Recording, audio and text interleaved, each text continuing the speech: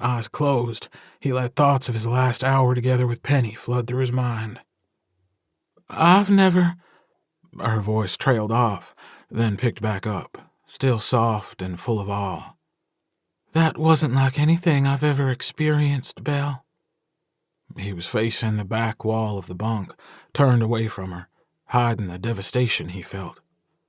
Penny had curled into his back, one arm draped over his waist, other hand up by his head, fingers idly playing with strands of his hair.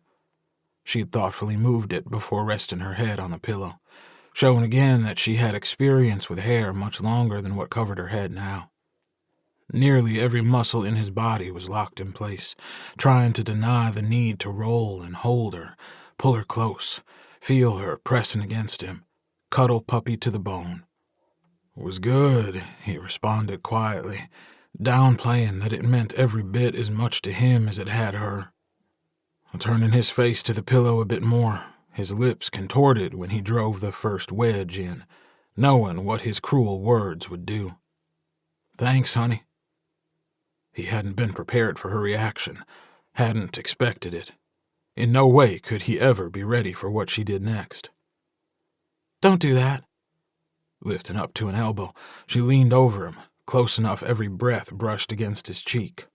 Eyes locked to his face, she repeated herself, attacking his actions head on. "Don't do that. Don't downplay what that was.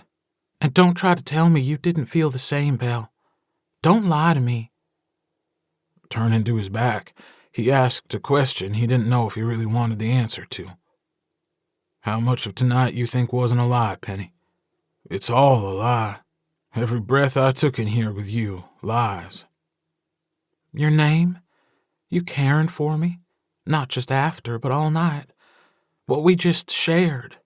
Not a lie there. Those things aren't lies, Belle." One corner of her lips quirked up, and her eyes sparkled in the limited light reaching where they lay. "You and me, right here. This isn't a lie either." "My name's not—" She cut him off. "People call you something else, I know. You think I don't know what that means?" She pointed to his club tattoo, inked over his heart. "And that?" Fingertips trailed across the lines X'd on the inside of his wrist. "And that?" She leaned in and kissed the names written across his ribs. Jimbo and Scott, a dozen others. "I told you Baker was in a club, Belle. I knew what I was letting in my cab before I opened the door. People might call you something else, but you are Belle." "Belle ain't nothing but a memory." He gritted out the words, teeth clenching through hopeful pain. If she got it, if she knew what I am and kept me here anyway, what could that mean for us? "Penny, I'm not the man you see, not the man you slept with."